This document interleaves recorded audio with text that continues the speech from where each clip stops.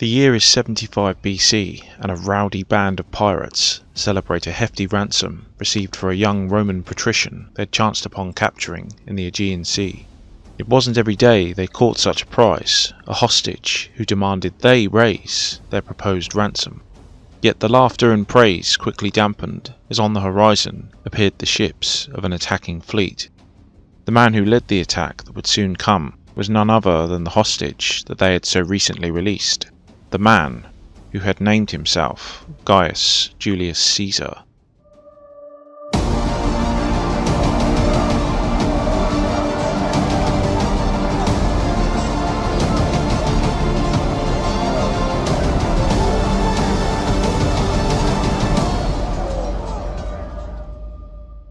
The name Gaius Julius Caesar echoes loudly through the ages, yet even the grandest icons of history have their relatively obscure beginnings, and one lesser-known episode in the young life of Caesar was his unfortunate encounter with a band of pirates. Caesar was born in the year 100 BC, either on the 12th or 13th of July in Rome, and his was a turbulent youth. Though born into the patrician Julii family, Caesar's family was fairly undistinguished, having produced just 3 consuls, Rome's highest magisterial office. Caesar's father, also Gaius Julius Caesar, had reached the rank of praetor, the second highest office of Rome's cursus honorum, and as such governed the province of Asia. Yet during Caesar's youth, arguably the most notable thing about him was actually his aunt, named Julia, who was married to one of the titans of the time. Julia had married Gaius Marius, victor of the Cimbrian and Jugurthine wars, deadly rival of his former protege Sulla. Both Marius and Sulla distinguished themselves in the social war of 91 to 88 BC, in which Rome's Italian allies had revolted over the issue of citizenship, while in the east Mithridates of Pontus had threatened Rome's eastern territories. For simplicity's sake, it's easy to loosely divide domestic Roman politics between 2 camps, the Populares and the Optimates. The former group advocated reform in favour of normal folk, using and promoting the authority of Rome's public assemblies. However, the Optimates, or Optimates, usually translated as the best men, were the conservative faction, defending the interests of the upper class, naturally then upholding and using the power of the Senate. Though not political parties in the modern sense, figures of the period usually identified with either in their own political orientation. In the case of Sulla, the Optimates, and in the case of his former mentor Marius, the Populares. Caesar then, through his family connection, was firmly linked with the Marian Populares faction. The key issue that tipped the scales over to civil war was the issue of the Mithridatic Command. Initially it was decided that Sulla would take on the task, though after departing Rome in 87 BC, the tribune Sulpicius reversed the decision, granting command to the aging Marius, which prompted Sulla to march his 6 legions to Rome in an unprecedented move. By the end of 87 BC, Marius and his ally Lucius Cornelius Cinna were back in Rome, Sulla having landed in Greece to take up his Mithridatic command. Having brought Mithridates to terms, Sulla inevitably returned to Rome though. At the culmination of an Italian campaign, he entered Rome itself once more under arms, and then won the Battle of the Colline Gate in November of 82 BC. In a foreshadowing of our main man of focus today, Sulla made himself Dictator Perpetuo. The office typically had a term limit of 6 months, a limit Sulla lacked. Sulla had statues of Marius destroyed, and even had his great rival's body exhumed and cast into the Tiber. Meanwhile, Caesar had to grow up very fast. In 85 BC, Caesar's father randomly dropped dead, apparently while putting his shoes on, leaving Caesar as the head of the family at the tender age of just 16. In 84 BC, Caesar must have impressed Cinna enough to mark him out as the next Flamen Dialis, or High Priest of Jupiter, the previous incumbent having been killed in Marius's purge upon his own return to Rome. Caesar compounded his connection with both Marius and the Populares by marrying Cinna's daughter, Cornelia. With Sulla's return to power, the young Caesar was thus a fair target of the dictator's proscriptions, given he was the nephew of Marius, son-in-law of Cinna. Hundreds of political undesirables were killed, special lists being posted in the city of the condemned. Rewards were given for the heads presented, and oftentimes men were included based on their wealth alone, their estates confiscated upon death. Although Caesar was not wealthy or politically prominent enough to be named specifically, he did not completely escape the notice of the dictator. Sulla ordered Caesar to sever all his connections with Cinna by divorcing Cornelia, yet in an early show of bravery, the youth refused. Sulla had given similar instructions to others, including Caesar's later rival, Gaius Pompey, who willingly divorced his own wife to marry Sulla's heavily pregnant and also recently divorced stepdaughter. Caesar, however, was the only man to refuse. Yet Sulla was initially just as stubborn, seizing Cornelia's dowry and adding it to the public treasury as punishment, as well as stripping Caesar of the Flaminate. Since this position had many weird restrictions associated with it, including not being permitted to see a corpse, as well as many others, any normal career would be closed to Caesar, and so he may have secretly thanked Sulla for this loss. Despite this loss of the Flaminate, he remained married to Cornelia, which prompted loud calls for Caesar's arrest. Caesar fled into Sabine territory in the northeast, though the chances of his avoiding the dictator's men was slim to none. Moving nightly, Caesar's fortunes slumped lower, as he apparently contracted malaria around this time. The nadir of this period came when he was finally captured by the men of Cornelius Vergites. Luckily, Caesar was able to buy his freedom by offering the large sum of 12,000 silver denarii, or the equivalent of around 100 years' pay for an average Roman soldier. Caesar was eventually saved in the end by his mother Aurelia, who persuaded the Vestal Virgins, as well as some of her relations, to plead on her son's behalf for his life. Caesar was clearly thought much of, or had strong connections even then, as not only was he pardoned by Sulla, but allowed to begin his public career, concession actually not granted to the sons or grandsons of other proscribed men, who were as a matter of policy barred from holding public office. Legend has it that, though Sulla relented, he warned, quote, that they could have their way and take him, but they ought to realise that the one they so desire to save will one day destroy the party of the best men, which he and they have both defended, for in this Caesar there are many Mariuses. Around the beginning of 79 BC, Sulla laid down his office, though Caesar still desired to be out of Rome and away from him and his supporters, who still held power, even without the dictator at the helm. So it was that Caesar, famous as the dictator for life and as, arguably, Rome's premier general, began his own illustrious military career to avoid the wrath of another dictator. The man under whom Caesar served was the propraetor and governor of Asia, Marcus Minucius Firmus. This appointment may have proved fortunate given that Caesar's own father had served as governor of this province about a decade before, and so his name was likely known, with family connections pre-existent that may have made Caesar useful to Firmus. Firmus himself was a prominent Sullan, and Caesar became one of the governor's contubenales, or tent companions. That is, young men who messed with their commander and performed what duties he assigned to them, almost like a general staff.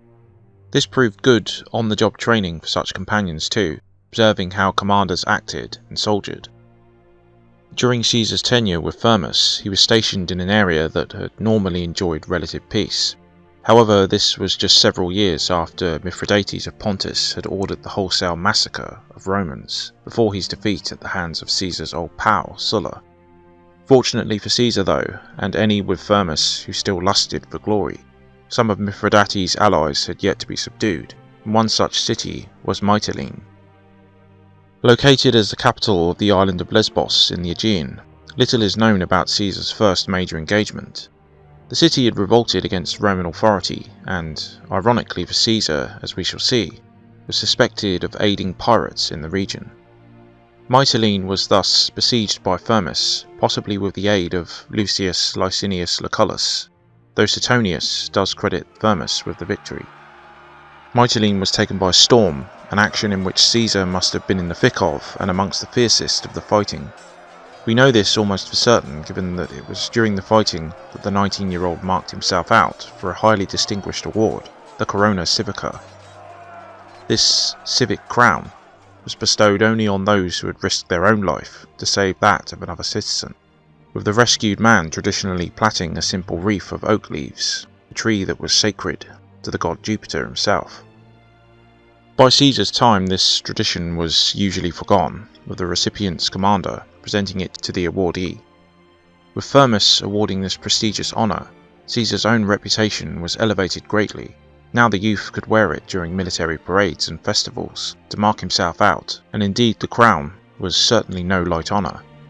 In the Second Punic War, the Senate had suffered so large a scale of casualties that it was decided to enrol men who had actually won the crown, so highly were such individuals regarded.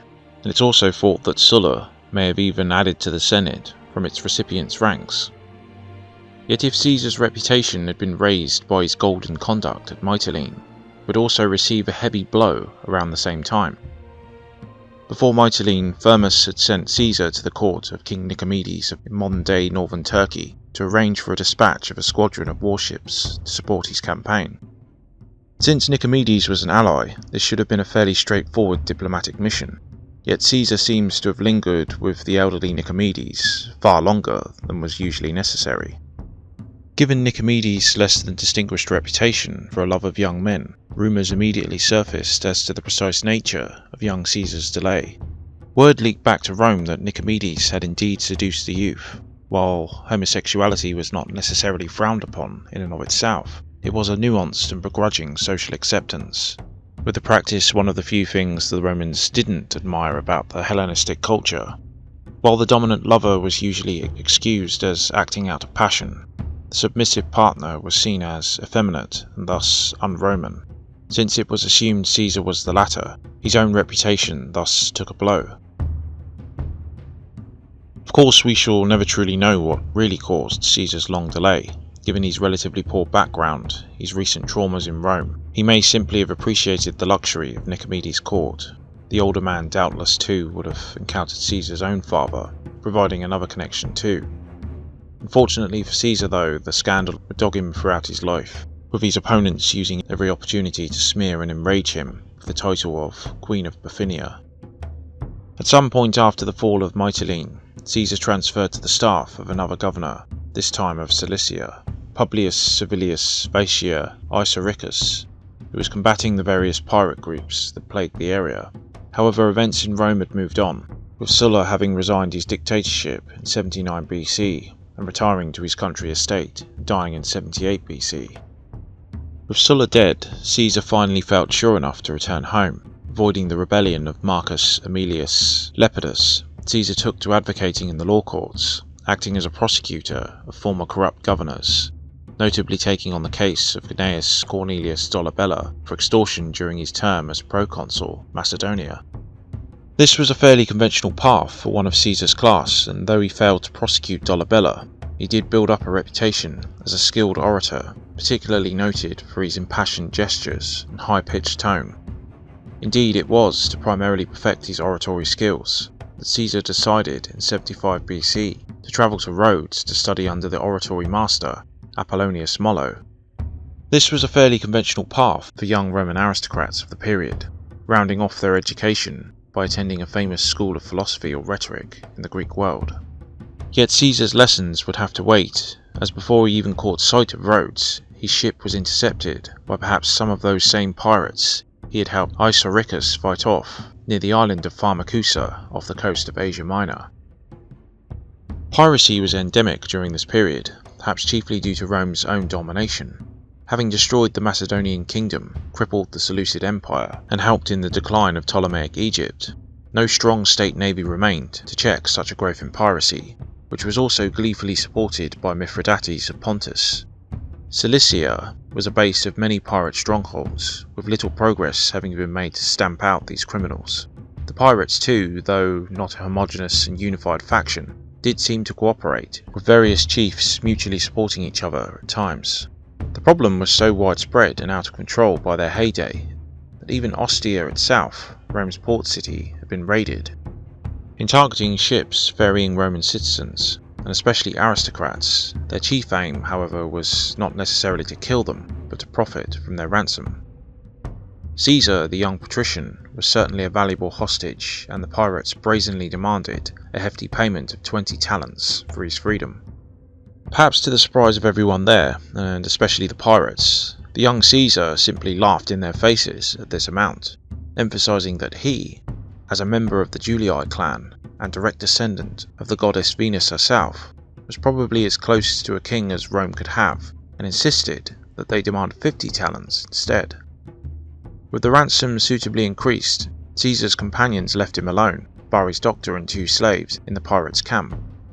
Yet showing the same stubborn and fearless spirit he had given to Sulla, according to Plutarch, he was the opposite of cowed by his fierce captors. In fact, he held the pirates in disdain, treated the men more as a sort of royal bodyguard than his superiors. When he lay down to sleep, he ordered them bluntly to shut up, and for 38 days he exercised with them in their sports and other exercises. In addition, presumably not wishing to completely waste his time, he composed and read poems and speeches aloud to them, branding those who showed little appreciation for them as illiterate barbarians, whilst looking them straight in the eyes, and whilst also laughingly threatening to crucify every last one of them. To the last, they just assumed he was joking, or merely acting as a typical hot-headed youth. After some weeks, Caesar's friends returned with the ransom, the nearby allied communities more than willing to provide it for a man who, in time, may prove a good connection in Rome itself. As the city of Miletus had provided the lion's share, Caesar headed there, and what happened next seems unbelievable, but true nonetheless. Though only 25 years old, and merely a private citizen who held no state or military office, Caesar, under his own authority and through his own force of personality, mustered a crew and fleet of warships, and, taking command of this impromptu force, headed back with speed to Pharmacusa to turn the tables on his former captors. At Pharmacusa, the pirates clearly had no thoughts of immediate retaliation, and were likely in celebratory mood, having made a healthy profit and enjoyed the brash and cheeky company of the young Caesar. Still encamped on shore and with their ships beached, and thus unable to put up any real naval resistance, the colour must have drained from their faces. Their smiles vanished as Caesar's improvised fleet fell upon them. Caesar's fleet and men overwhelmed them, with Caesar taking them all prisoner, as well as their amassed plunder, which included his own ransom of 50 talents, which Caesar presumably repaid to those allied communities. As for his erstwhile captors, they were transferred to Pergamum and held there to await execution as soon as Caesar could arrange it. Perhaps to the young Caesar's outrage and annoyance, however, the governor of Asia, Marcus Iuncus, far from following through with Caesar's promise to the pirates to crucify them, preferred instead to make a decent profit by selling them as slaves, as well as taking an unearned cut of their captured plunder for himself. Caesar, again in a show of remarkable will and natural charisma, simply returned to Pergamum when he heard of Iuncus's plans, and, again on his own authority, ordered the pirates crucified as promised. However, in what must have seemed a mercy to Caesar, he did permit them, for old time's sake, given the sometimes pleasant days they had spent together, to have their throats cut first, thus avoiding the long and agonizing process of crucifixion. And thus ends our tale for today, though how much of it is true and how much embellished and enmeshed in the larger legend of Caesar, the Roman colossus always in control regardless of his circumstances, will probably never be known. In this early episode of his life, we see all the prime characteristics of the later great Caesar, the poise, intelligence and charm that won over the affection of a band of cutthroat pirates, as well as the charisma and natural leadership that led to his own private battle and their capture, as well as Caesar's famous mercy, albeit a darker shade of it. Caesar eventually did make it to Apollonius in Rhodes, though once again his studies would be interrupted, as war once again descended on the province of Asia. Mithridates attacked once more in 74 BC, and a Pontic force had raided across the border, attacking Rome's allies. Once more, acting without instruction and on his own authority, Caesar mustered another local force of allies and beat back the Pontic invaders. Clearly then, Gaius Julius Caesar, even back then, was certainly a man to watch.